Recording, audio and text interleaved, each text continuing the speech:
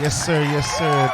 Welcome back to another episode of the Budget Cut Podcast, brought to you by DopeContent.com. As you see on the screen, we have a legend. This is a very special episode for me. We have a legend. We have a former three-time WWE Women's Champion, two-time Divas Champion. You will know her as the A-list diva. She is a legend, and I personally don't think she gets the love that she deserves in the wrestling business. So let's get ready to bring her home screen. It is the one and only Melina Perez, ladies and gentlemen. Yes. Thank you so much for joining. And before we get into the interview, how's everything going with you? How are the holidays? Oh, everything's good. Everything's good. So. Asher doesn't think so right now. Right. Oh my goodness. Everything on wood. Yeah. Hey, it's good. If the dog want to talk, go ahead and get on the show. We welcome. We welcome. So today, what we normally do when we have a guest on for the first time, we kind of go down the timeline. Once again, we don't do any headline grabbers here because we're not the dirt sheets. We don't do the dirt sheet stuff. So we just show respect. We show love to our guests. And let's just get right into it. So, of course, you're one of the best women's wrestlers to ever do it. When did you decide that you wanted to be a wrestler? Oh, it's weird because I always of course, watched wrestling growing up and everything. You don't think you're going to do it. You watch it and you think, oh, you appreciate it and think, oh, I could probably do that. But it never occurred to me to try to do it until, right place, right time. It gets introduced to you. And I did it because I wanted to, it was kind of like a yoga class to me, where I did it just to be in shape and to be a part of it. Right. Until Dr. Tom came to one of our shows and he scouted us and he pulled me aside and said, I think you could do this. Okay. And I said, I could get paid for this? It's like, yeah, I'm going to get paid for this. Yeah. As he told me that, I thought, this is what I should do. This is what I'm supposed to do, because I loved it. I love the acting part of it. I love the physicality because I love sports. I love being athletic. I love working out. So it just took everything that I thought fit me and combined it into one.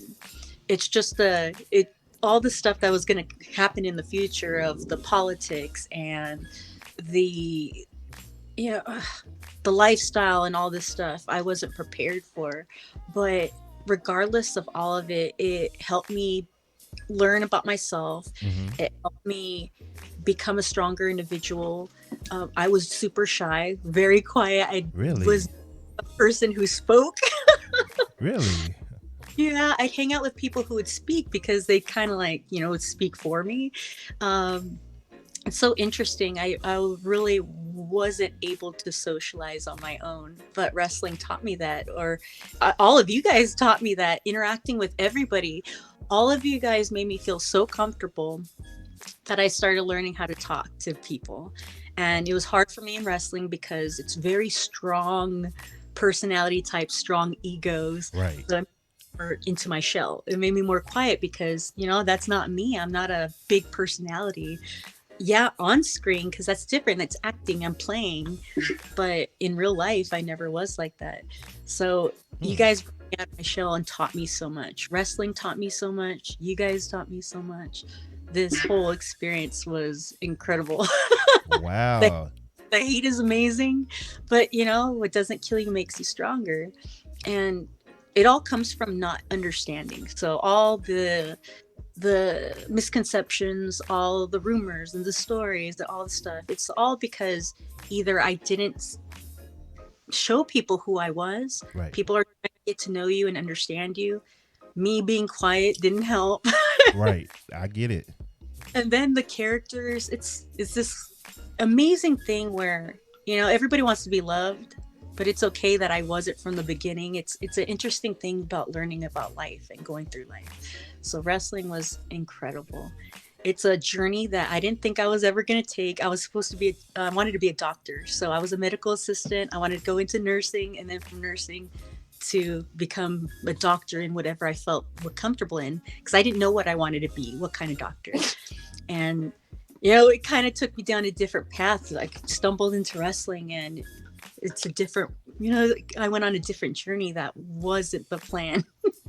Man, that is interesting. So I did see that you were trained by Jesse Hernandez, and then you also tried out for Tough Enough in 2002, which a lot of people either don't know about it or they don't remember it. And you were released from Tough Enough, but Al Snow was the one that came to you, correct, and told you to keep going?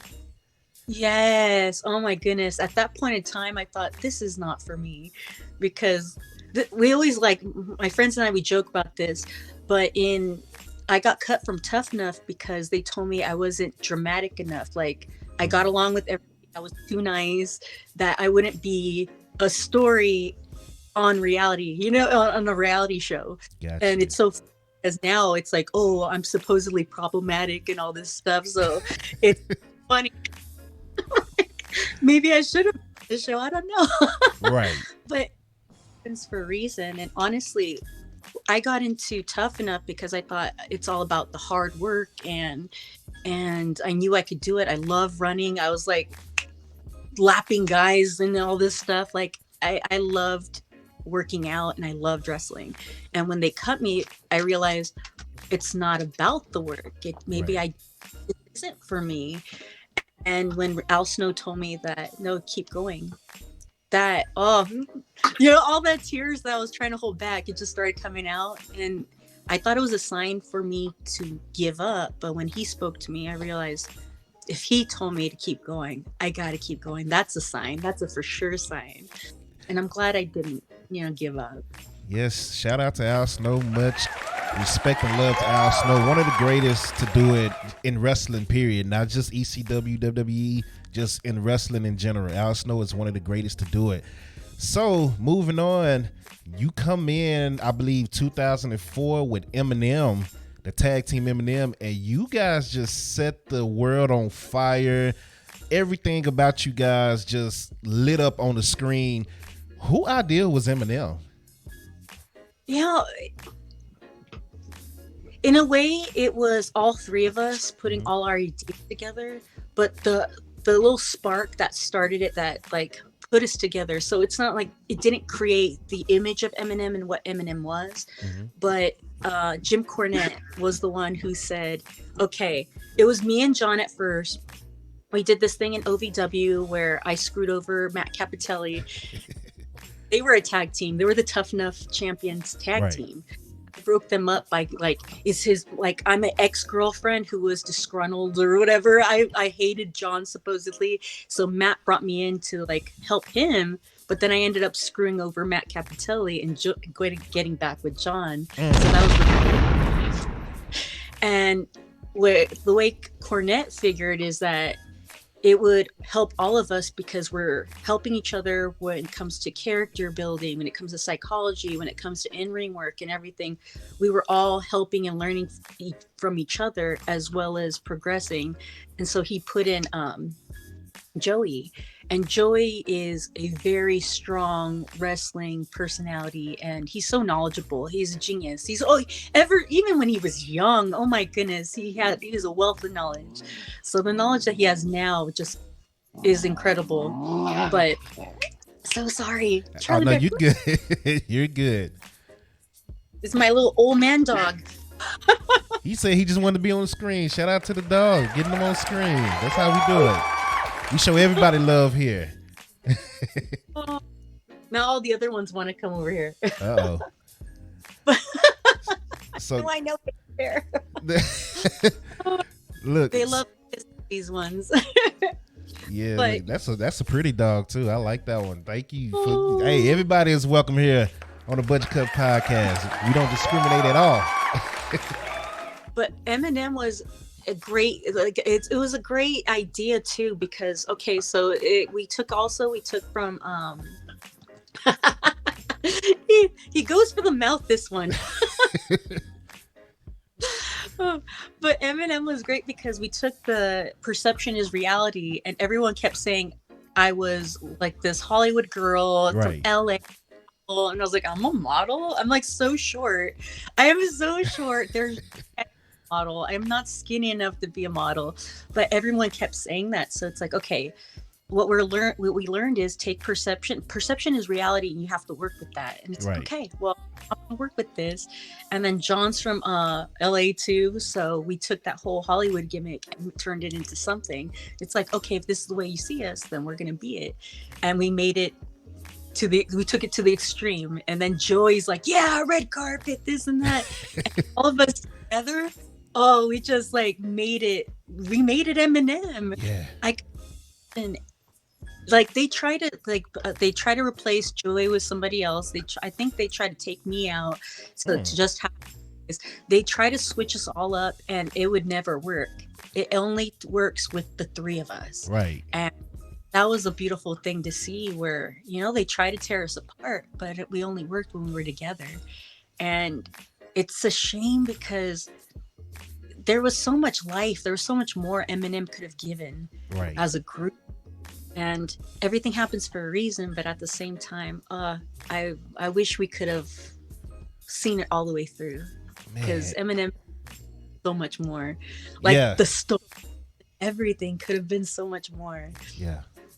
So yeah, shout out to Eminem, shout out to Mercury and Nitro Morris. He has so many names, I don't even know what to call him anymore. Just shout out to Johnny. How about that? Shout out to Johnny. So one big thing that stood out was, of course, you had the entrance. You guys had the Hollywood, the red carpet. But the thing that really got the fans' attention, and we're going to have to talk about it, is the Melina splits. The Melina split entrance just took the world by storm. Was that your idea? Did it come by accident? How did that happen? A little of both. Where the guys were, okay, so it was...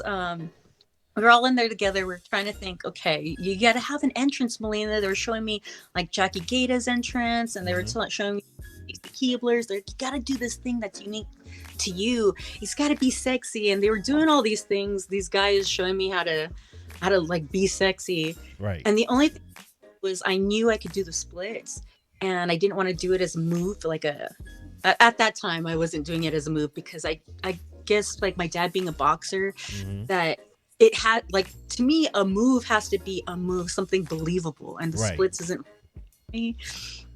So I figured, okay, well, I don't know how I'm gonna incorporate the splits into anything. How about this? And I just dropped and did it, and they're like, do that every time. There you go. And I'm so naive. Like, looking back, I was so naive that I never I never saw it as a sexual thing or anything like that, or sexualized it. So it never occurred to me the effect it would have in that way. So in my mind, I love gymnastics, and I thought it was very athletic. Right. So that's it. So when everybody went nuts, I thought, like, really? Oh, okay. Like, oh, they appreciate the athleticism, the flexibility. And then when you go see certain like pictures where everybody's like, everybody's looking, yes. We're just gonna say that they appreciate the athleticism, and we're just gonna leave it at that.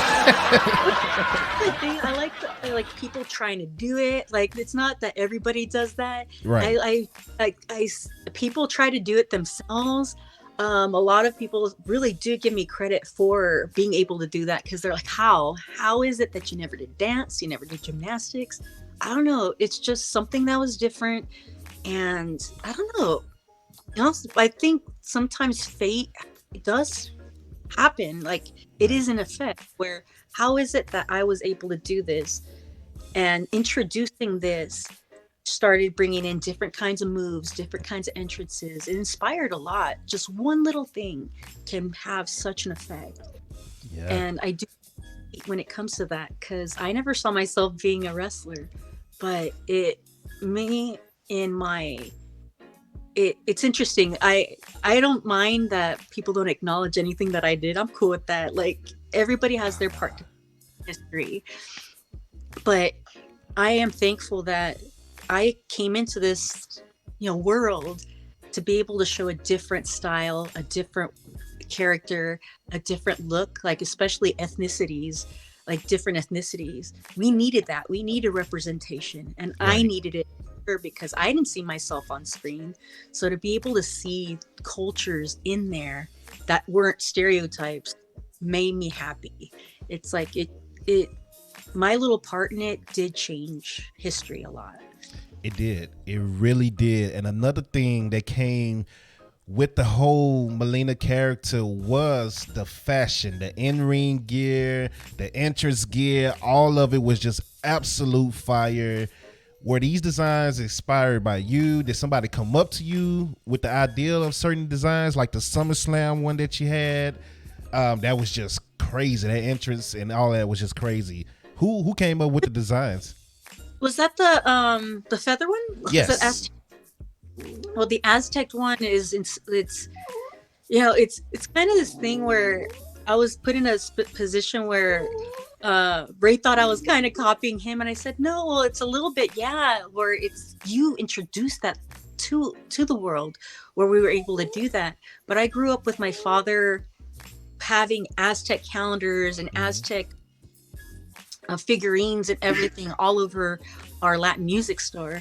So I grew up with all of that, and I always dreamed, like, I saw Ray do it, and in my mind I always thought I want to be able to do that too, but the female version of it, right? Because that I always loved looking at when I, like, in our store and in our home too. So it was a thing where I wanted to make my dad proud, because my whole family was there in LA when I did that. So it was this big deal where I wanted to represent my family, because that was the first time all of us could be there at once. Nice. And and then I won the title on top of that, so that was really meaningful. I ordered that, I had it created, and I didn't get to have it fitted, nothing. I didn't see it until that day. They, like, delivered it, I think midday, close to time to go out. And those fur covers, I was like, oh, I love everything except for the fur. They were so yellow. Kind of what gave you that Hogan vibe that you didn't like? That Hogan. But it worked. Got it, but yeah. It really worked for you. Like, you pulled it off like amazing. It was amazing. So it worked for you. Yes. But a lot of it's like, some of it's my like different versions. I can't even remember at this time, but some of them were my creations and my ideas that I sketch out, and other moments were the seamstress or seamster himself, like that person created. Oh my god, I came out good. I love it. And it's a beautiful thing, like to see what a person can create by looking at my character and saying, okay, this is what I see your character doing. Okay. I actually kind of like makeup too. Makeup, say you can have your set makeup, and that this is me and that what I'm used to. But when you get an artist that looks at your face, you're a canvas, and they say your eyes, your lips, this will go good, or your hair. I love seeing what another person sees me as. Right. So with they got me good. Like, they understood me. And I wish I had everybody's names down to give them credit for it, because they did do a great job. And believe me, finding people to make gear for you, especially back then, was difficult, because nobody wanted to make gear for the girls. Really? It was always the guys, because they got more TV time. And so it's like, oh, well, we'll leave you for maybe in a couple months. If I have time, I'll probably get back to you. And by the time they had time to get back to you, they had to work on the third outfit for that same guy that you had to take a backseat. Okay. I understand. I completely understand. So kind of going back a little bit, you had your debut match with Michelle McCool on SmackDown. First match on TV. I believe SmackDown was live then. I'm trying to remember. Maybe it might have been recorded in 2005. Can't remember. But how nervous were you for that match? Or if any nerves at all? No, I always had nerves, but to me, nerves meant you care. So the moment I don't have nerves, that means I don't care. Right. It's like that. There could be bad nerves where it's anxiety or the stress thing, but there's also the kind of nerves where it's like you're excited and it's like, oh my god, don't mess up. This is gonna be awesome. That's what I kind of felt like. It was like, this was my moment. I'm finally getting to do something, but at the same time, it wasn't like a wrestling match. Right. It was something for fun, character-y. And I think that was the first time I've ever done a match in character. Before, like in the indies, it was like, you know, wrestling. Right. And this was the first time, like in OVW, I didn't do very many matches in OVW. Actually, I don't think I did any matches in OVW. Really? Only in the school part. But on the show, didn't do any wrestling matches that I remember. So this was my first time in character. Like, it was gonna be so much fun because I don't know, it's easier when it's in character. All this stuff like yeah. Oh, it's so much fun. And you did a good job. I actually went back and watched that the other day. You got your victory in your first match, so that was great. So speaking of, you know, your early days, everybody has their welcome to wrestling moment where either it's a bump or a shot that you take. Did you have one of those that you can remember of? And if so, kind of let us know about it. Oh my God, I think every step of the way was welcome to wrestling, you know? I think there was one time where it was in practice in EWF at the School of Hard Knocks. And I think so we're doing a drill, and they said that they were going to do a power slam, and for some reason I thought I was going to do a sidewalk slam or something like that, something similar to that, where I jumped, and as they pull, because I'm thinking I'm going over for a power slam, right? But instead they did the sidewalk, and so when I jumped, the pulling down, I like hit my head on their, like, I hit my chin on the top of their head, and I split my lip. Ooh. I think it kind of like knocked me out, and I was like, ugh. Oh man! Like a moment where it's like, oh my God, I'm kind of out of it. I'm bleeding out of it, and it's like, that was a kind of welcome to wrestling. And pay attention, Melina, listen correctly. Yeah. Little moments like that happens, like when you get your wind knocked out of you, get kicked in. That's why it's important to breathe out. Because then, like, to me, that's why noise is too. When I'm vocal, it's to make sure wind out so I don't get the wind knocked out of me. Got you. There's another part where somebody didn't jump too high on a leapfrog, and I try to go down, like, you know, to go underneath, right? And got knocked in the head. Oh man.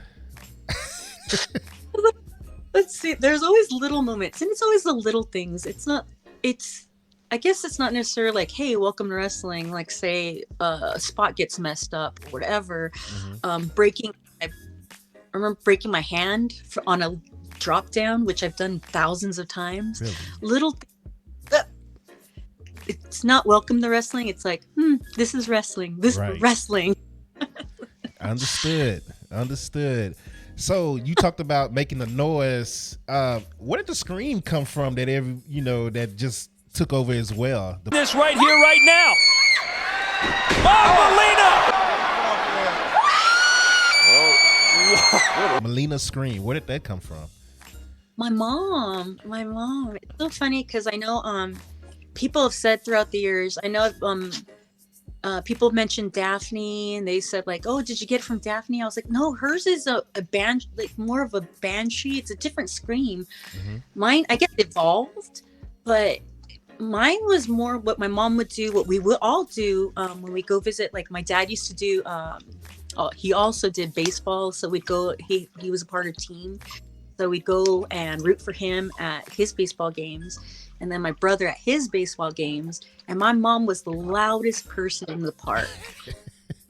I would be like, say the baseball diamond would be over here, and then on the other side of the park, I'd go to the playground. I could hear from across the park, like, how loud she was. And that's just what she did. She just like, woo! And she was loud. I think she's even louder than I am. Really? Well, she's a mom. She's yelling at us. She had a lot of practice. Yeah, that's true. That is true. That's true. As a parent, yes, that's true. So when I first started doing that, all I was doing was cheering for my guys. And then when people were reacting to it, it's like, oh, okay, like, I got to do this more then. And then it just kind of started getting louder, more distinct. It would end up being a competition with myself. I'd go in the back. It's like, okay, did you guys hear that? Can you hear it all? Yes, Melina, we heard it in lock. When I tell you that scream it was definitely heard. It was definitely heard. I remember one time you did the scream in a match, and my sister came in the room. Was like, "What are you watching? Is somebody dying?" And I was like, "No, this is just." So she came to my room because she thought something was going on. But well, people have told me I should be in like a horror films or something, or I should like do a sound effect for a scream. I was like, oh, wasted. Hey, it's never too late. It's never too late. That's all I can say. It seems the same. I don't think I'm as loud as I used to be. Just a little practice. Yeah, just a little practice. You'll be just fine. So, fast forward, moving on. You win your first ever women's championship over Mickie James. I believe it was a Monday Night Raw in 2007. Kind of tell us about that. When you got the call that you were going to win, you said you were nervous pretty much every time. So just kind of break that down of, the feelings and the emotions going through that.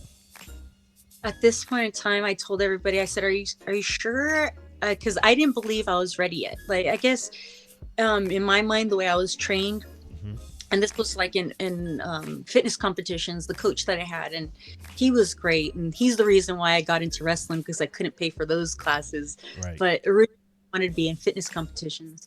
And he'd always tell me, before you do something, you got to be the best at it and then debut. Like, everything. Don't just do it when you start learning. Do it when you know everything perfectly. So then when you go out there, you're flawless. And I always think in terms of that. Like, I love that mentality. So when it comes to being a champion, I thought, no, I can't. How am I supposed to be a champion if I'm not at champion level yet? And that's why so much more to learn.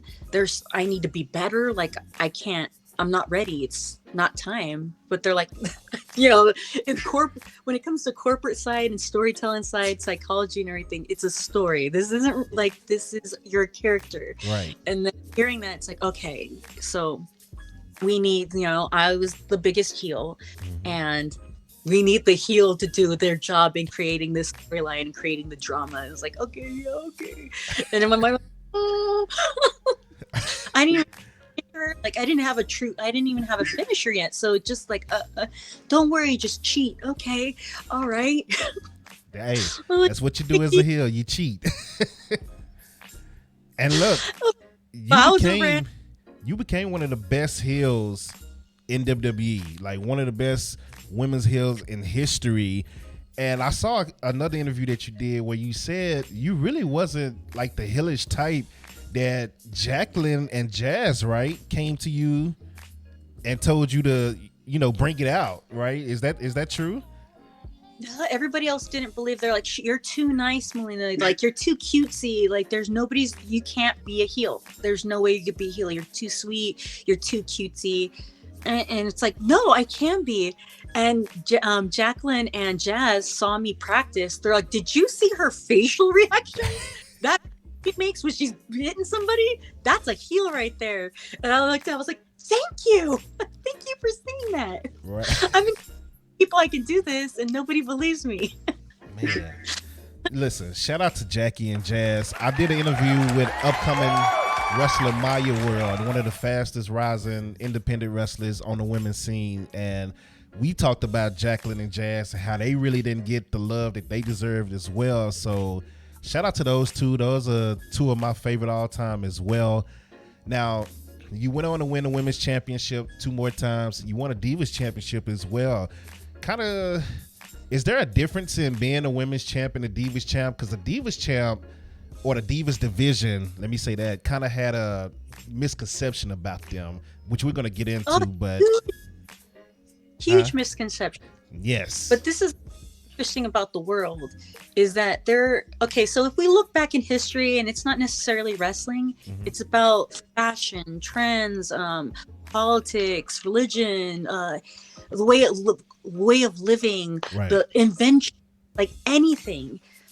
That we look back at certain things and we think, how did people go along with this, or how did people think this was like cool? Or there's a lot of things where it's like, how did this happen in life? Right. And people and their influences, the influences around us, it has a major effect.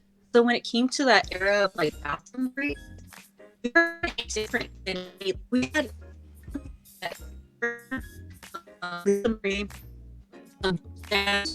Let's say part group. Uh-oh. Hold on. We're losing you. Oh, Give me 1 second. You froze up. I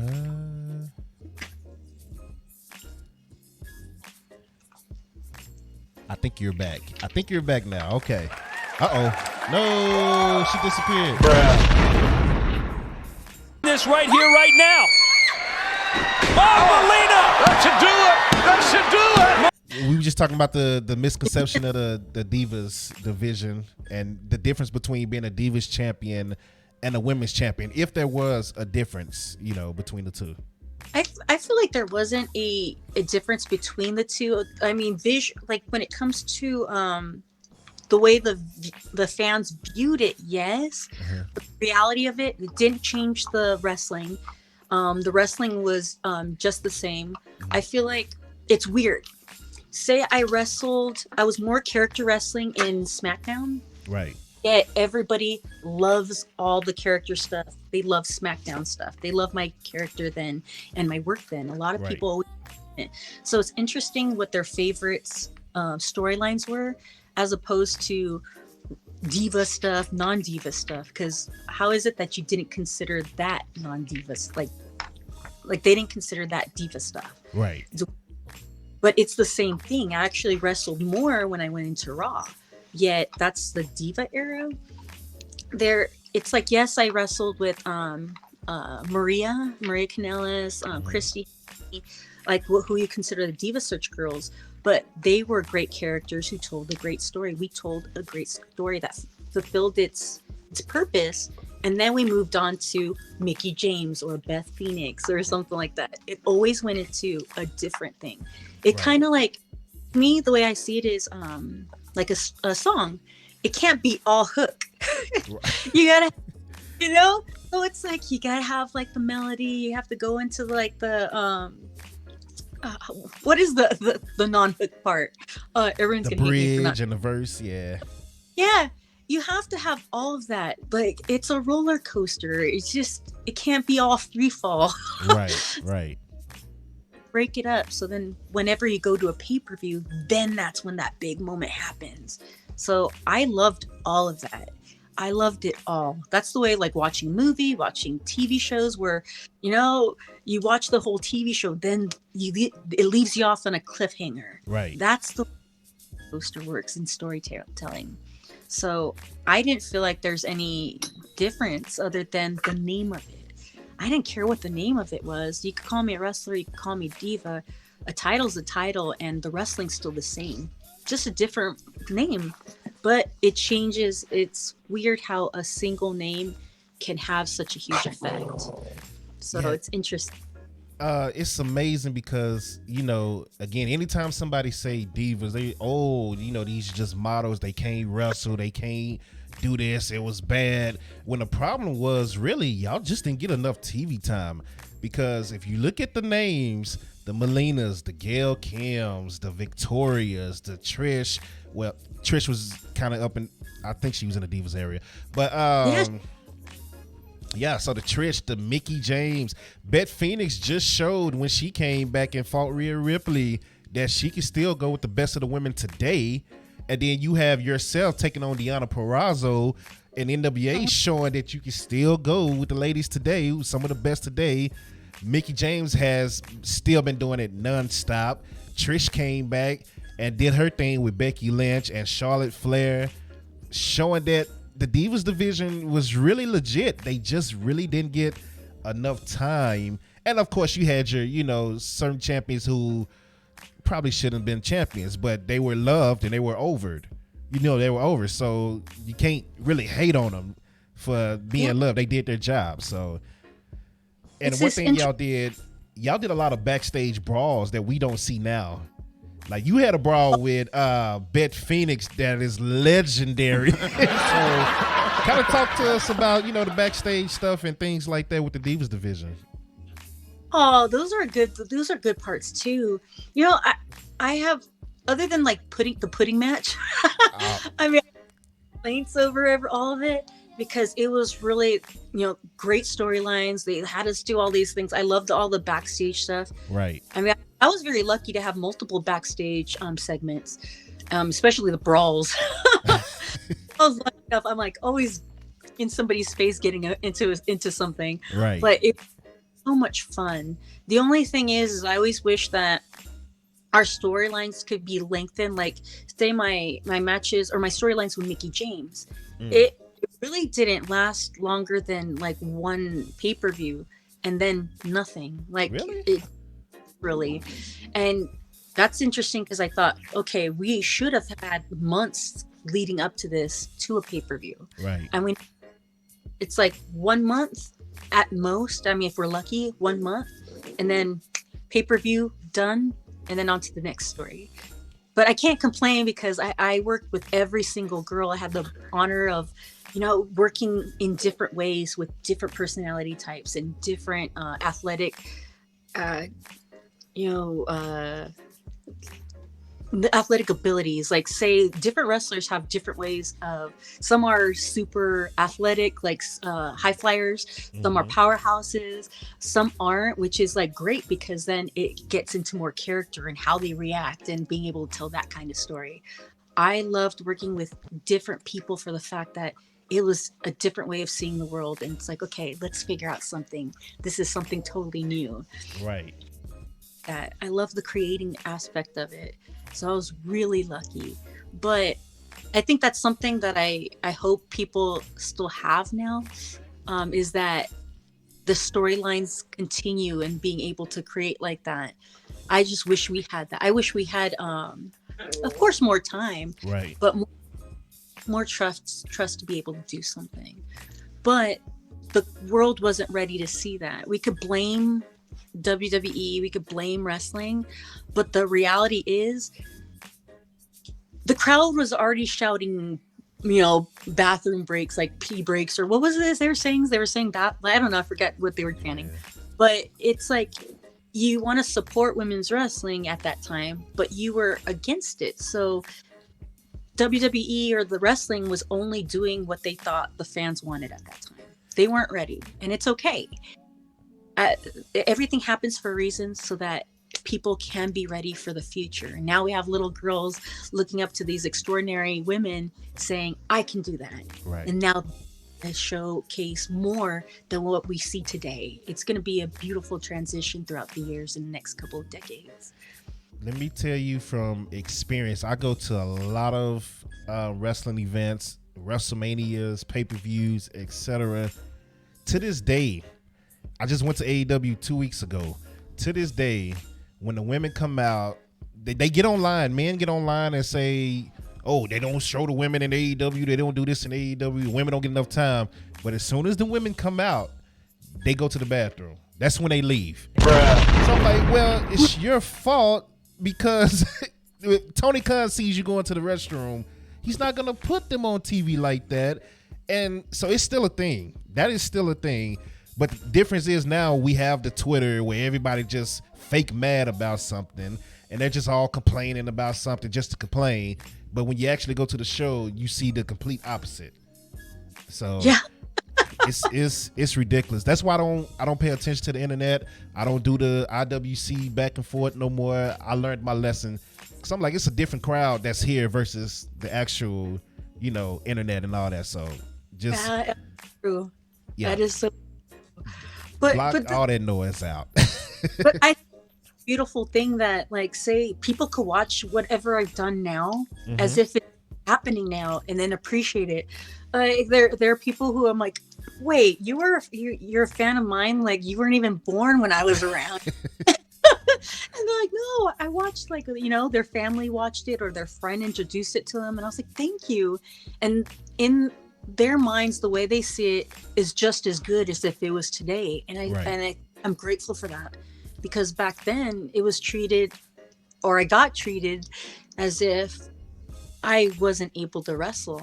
Right. And to, like, if I had the support, if I had the opportunities that females have now of being able to have different places in the indies, like indies, there wasn't very many places to work, and let alone any women to work with. Right. And especially at the level of to learn from.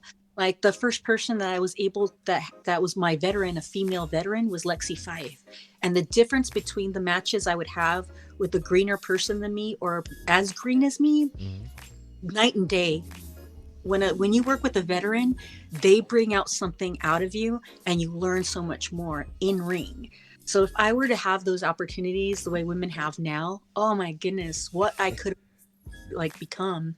But then at the same time, maybe I couldn't have become, I wouldn't be that, because there's so much opportunity that I get, complacent or something. You never know what the reality would be.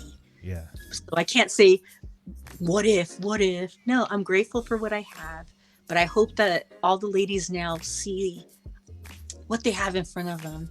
So I'm working with this place, this Federation Ultimate Women of Wrestling. Nice. So the more I work with these women, I hope I could teach them and show them what they're capable of, what they deserve, what they should be fighting for, the things that will progress women's wrestling. Because I didn't see female agents in backstage with us. Right. And if it was that way, if we had with female veterans that have been through what we've been through, and I'm not saying like knowledgeable women, because there's really amazing knowledgeable women that we've had in currently, not when I was there, but more recent, that have been in the indies and that have worked overseas. Right. But I never had a person who's been on TV, being an agent and giving us advice and guiding us. That would be a whole different ball game if we had that, and we appreciate them and show them, hey, you're valuable. Like, I could only imagine Medusa, like working with Medusa, bringing them back. That's what was beautiful about NWA. NWA, we brought in Medusa and Jazz for a bit before I left. So it was like beautiful to have them there. If we would have had them in WWE, I could only imagine like what they could have taught us there in that environment. Right. But I hope that in UWW that I could bring in something, and as well as Alicia Fox, Victoria. I hope, that us working together with these women, like we could bring out a lot and be able to teach them a lot. There you go. There it is. That's what it's all about right there. So I know you just mentioned not having much, time to do things, but you still had some banger matches. I know my top 3. Do you have a top 3 favorite matches that you can remember off the top of your head? Oh my goodness. I just think of like kind of like the same stuff. I have my top 5, but then kind of like the Deanna one I love. Right. I wish I was in that to be able to sell and move and all these things that I wish I could have done for her. But that story, the story that was told for that, I'm very proud of, because that, to me, it's all about the stories. And especially in the new generation, it's hard to have that come across where it's like, no, wait, give me time to sell. It's about the selling. It's about, I call it the Rocky story, where you fight for something. You're fighting for your name. You're fighting for what you weren't given. You're fighting for somebody you love. There's a reason you get into the ring. And that's what I think of whenever I go into a match. I think of, what am I fighting for? Am I fighting for because somebody disrespected me? Am I fighting because that this is the last chance I'm ever gonna get at being able to wrestle? Right. Am I fighting nobody believes I can do something, or that I'm on top? Like back in the day, it was like I'm on top and everybody's trying to shut me down, and I got to show the reason I'm on top. There's always a reason why you're fighting. And, in life, we go through a bunch of stuff where we get in arguments. What are we fighting about? What's the reason? There's always a reason for something. And once you figure that out, people connect to that. That is true. So my top 3, if I had to give you 3, will be the I Quit match versus Beth Phoenix and One Night Stand. Triple threat match between you, Mickey, and Beth again. And what was that? Judgment Day, 2008. And then when you won a title versus Beth at the Rumble. So you and Beth and Mickey y'all had a chemistry that was just different. You could throw Michelle McCool in there as well. I love watching Michelle back in the day.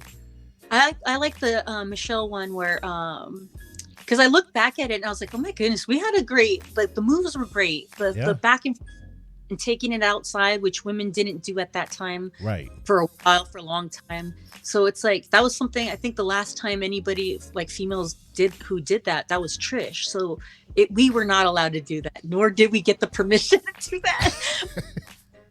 We did it, and it was so beautiful because they wouldn't allow us to do anything because it was only for the men. So when we did that, it was a big deal for us. And I loved working with Michelle. She's a hard hitter, and she knows how to, like, we make each other look good. So that was a blessing. And with Beth, it was a beautiful, like, David and Goliath every time working with her. Mickey's always like it's like a one-on-one where we're similar on like the same playing field, like we're leveled off, right. But another person that, like, there's 3 more people that I love working with that I feel like, oh God, I wish I had those moments like with Beth, Michelle, and Mickey. Kim, she was another one where it was like, we were on the similar like playing field, except she's like more high flyer, and I'm more just like, I'm gonna punch you in the face. Right. It was always great working with her, but we never had that opportunity of storylines or anything, so it was such a shame. Another person beautiful to work with is Victoria, Lisa Marie. Yes. Always great to work with. So I love working with her, and she's a person who's she's a great storyteller too, and facial reactions and everything. Like so many missed opportunities with her. And then also Natalia and Alicia Fox is, if only we had more time. Like, she had, when she first came out, so much potential that I wish that she was given more storylines and more opportunity, because that's all it is. It's perception is reality. So if we gave her the title enough times, we would see her in a different light. She has so much, like, she knows psychology, great at selling, great at bumping, great at executing moves. And she could have, like, she deserves a lot more.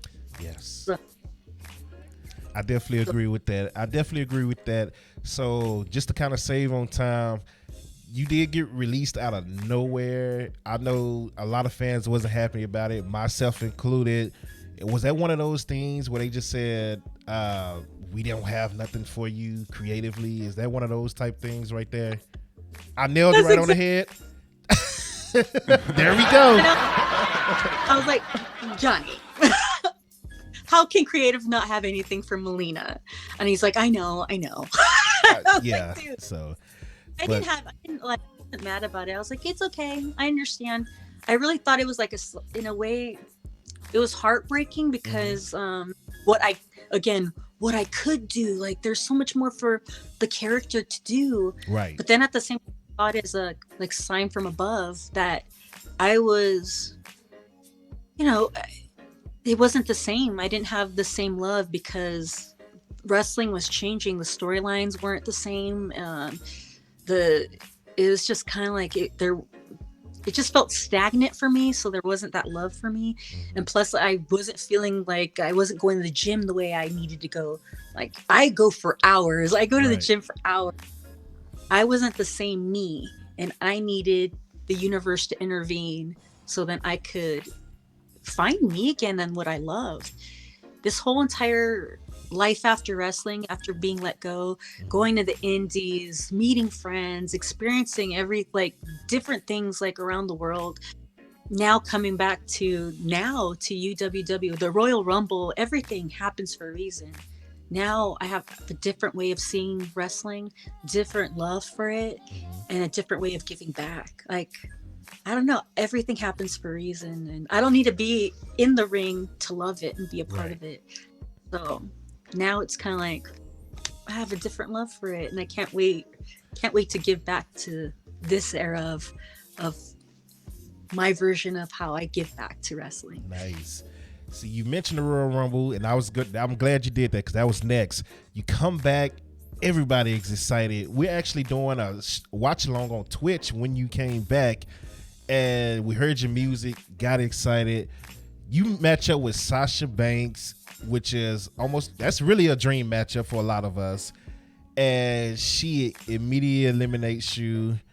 Then she hits the splits to make up for eliminating you. But a lot of fans weren't happy with you getting eliminated as quickly as you did.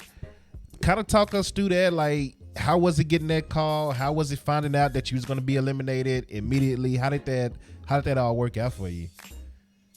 Well, it's always this thing where, so in wrestling, politics and all this stuff, like, this is the thing. You could say that.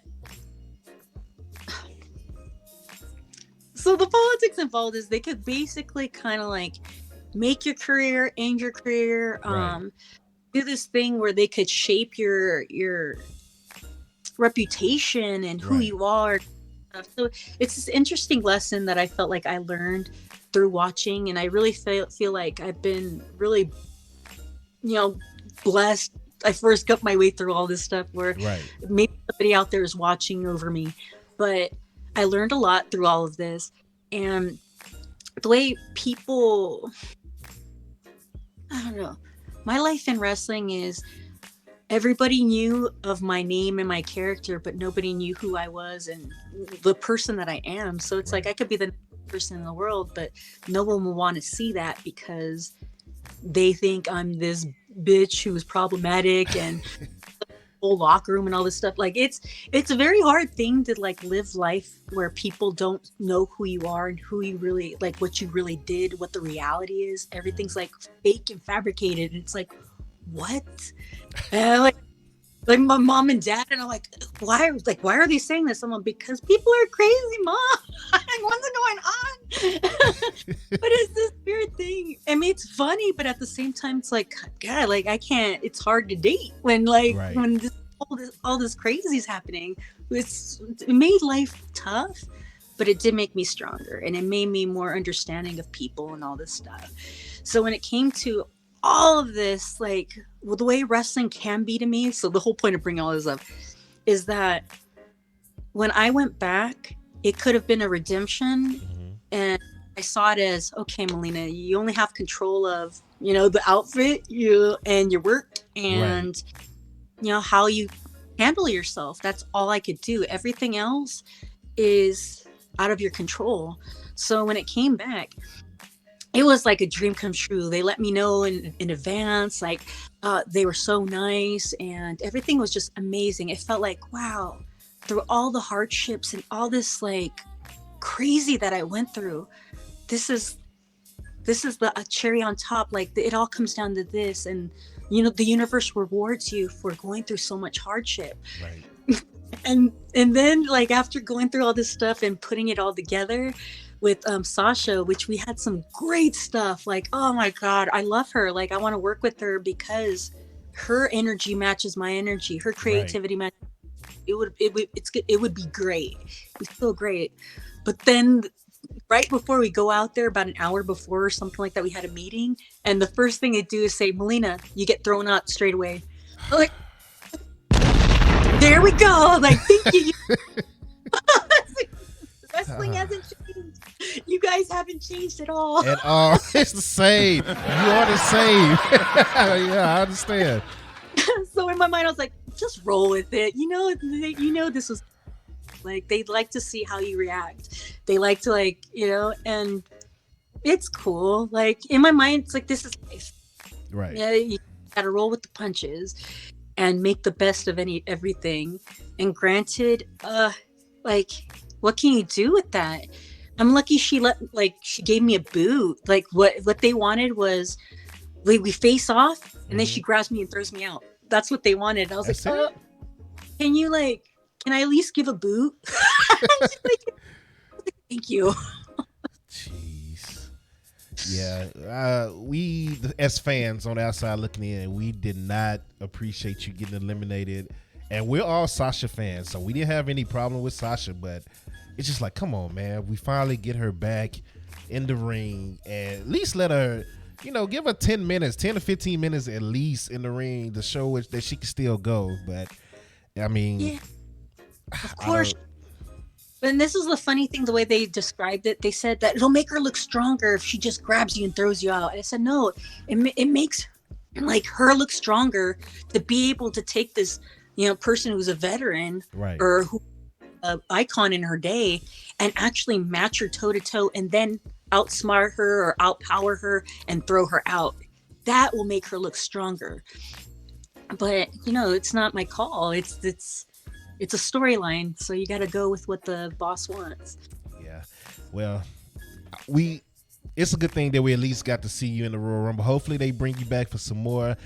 We're running short on time, so I'm going to put these 3 together.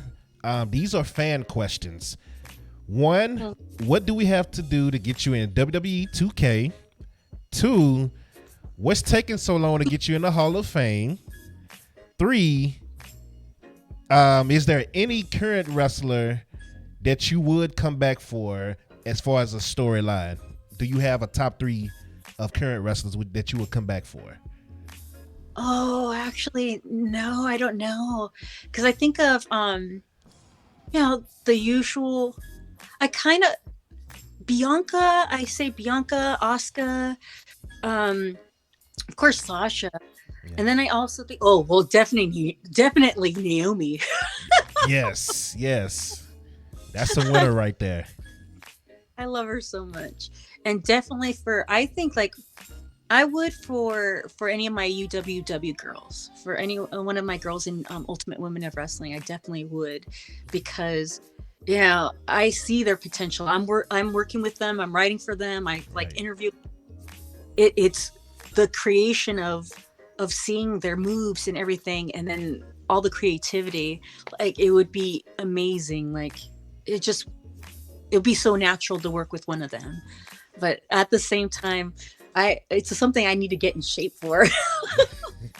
Because it takes a lot. It was my job. It's always been my job to make somebody look good. So the bumping, the selling, that is important. It takes a lot of energy.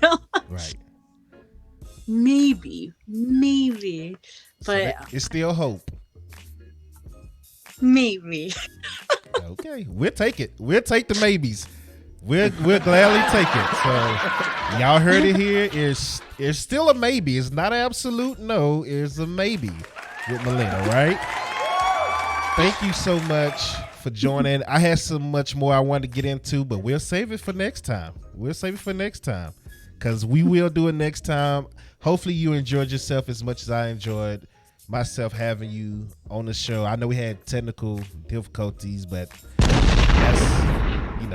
that's typical streaming stuff. That's just what it is when you do streaming, dealing with internet and all that. So thank you so much. Is there anything you want to promote before we let you get off the stream today? Oh, yes. Of course, Ultimate Women of Wrestling. So uwwevents.com. You could go there. You could go into realmelina.com. There's going to be a UWW site or section on my website. But we have a show in Texas, in San Antonio, on February 4th. But what we're trying to do is travel around the country. So hopefully follow us.